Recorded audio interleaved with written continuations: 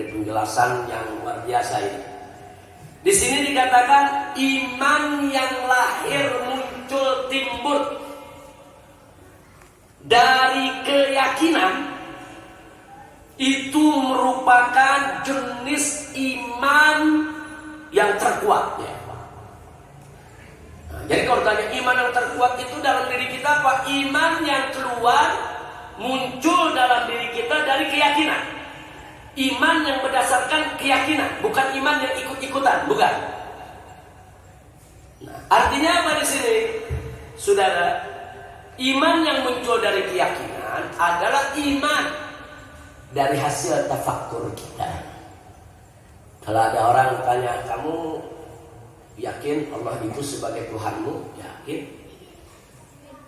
Kamu yakin kalau Allah itu Maha Esa, hanya tunggal satu, tidak ada dua, tidak berbilang? Yakin. Dari mana kamu yakin? Kata guru.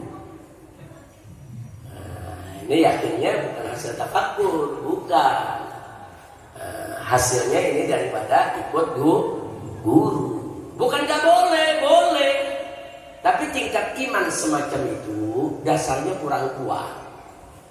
Tapi kalau ditanya, kamu yakin Allah itu Esa? Oh yakin. Dari mana kamu tahu? Saya sudah pikirkan. Kalau Tuhan itu ada dua, nanti yang satu mau siang, yang satu mau malam, berantem loh. Dia mikir. Itu hasil, dia pikir apa iya Tuhan dua, apa iya Tuhan tiga. Kacau ini dunia.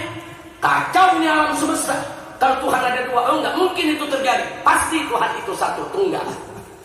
Nah itu namanya iman yang muncul dari keyakinan. Benar dapat petunjuk dari guru, tapi gurunya ngajak dia tafakkur. Sehingga ke depan dia dengan tafakkur semacam itu dia akan lebih yakin bahwa Allah itu benar-benar Maha Esa. Kira-kira jelas tidak? Nah, maka itu ada hadis pesan dari Nabi. Kalau ini pesan Nabi, apa kata Nabi? Tafakkaru fi khalqillah wala tafakkaru fillah. Bertafakkurlah kamu tentang ciptaan-ciptaan Allah. Tafakkur, pikir. Jangan sekali-kali bertafakkur tentang Allah. Jangan, nggak sampai, akal kita nggak sampai.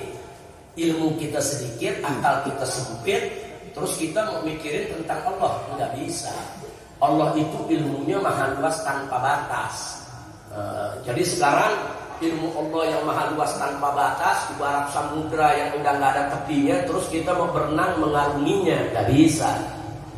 Akal kita, saudara, sempit, dan ilmu yang Allah kasih sedikit. Dalam Quran Allah menyatakan faqala ta'ala wa ma utitum minal ilmi illa qalila. Tidaklah kalian diberikan oleh Allah ilmu kecuali sedikit. Dengan ilmu yang sedikit, akal yang sempit, mau mengarungi samudra ilmu pengetahuan Allah yang maha luas, mustahil.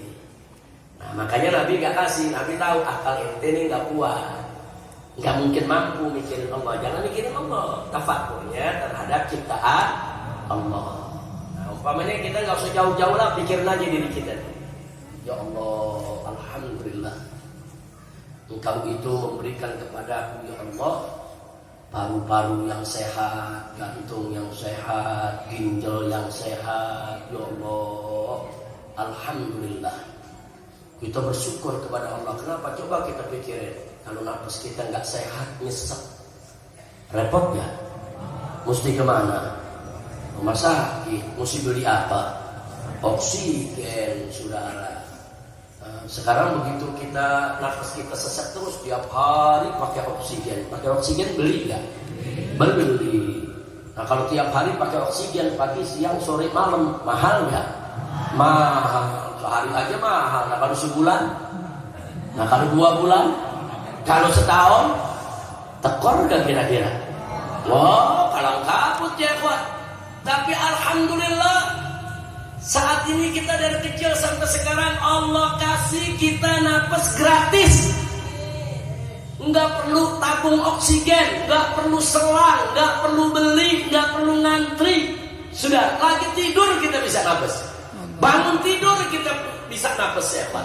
Kadang-kadang kita tidak menyadari dahsyatnya Allah punya rezeki itu, saudara. Allah berikan soal nafas kalau kita belum sakit. Nah kalau udah sakit baru kita tahu, oh nafas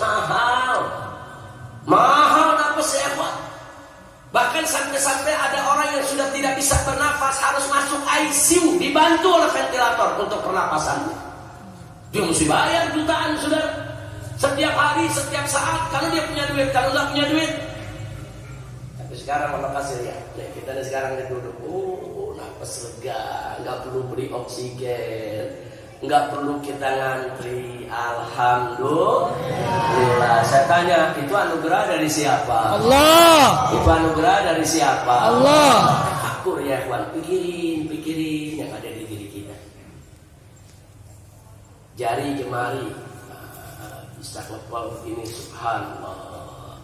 Ini Allah ciptakan manusia fi ahsani taqwim, dalam bentuk yang sebaik-baiknya ya kawan. Coba bayangin kalau kita punya tangan kayak pisang ambon, nggak bisa bergerak begini.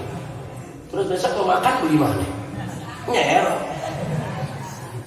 Nah, coba bayangin kalau tangan kita Allah kasih kayak pisang ambon, nggak ada ruasnya nih. Kayak pisang ambon satu sisir tahu. Nah, kira-kira kalau udah begini nih, terus besok mau cebok bagaimana? Subhanallah, Allah kasih ada ruasnya, bisa bergerak, saudara. Dia bisa megang gayungnya, dia bisa kita gunakan istinjaknya. Subhanallah.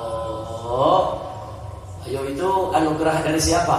Allah. Baik, kalau orang tangannya ini nggak bisa bergerak, saudara, kaku, mungkin karena ada kanker tulang dan lain sebagainya, harus kemana?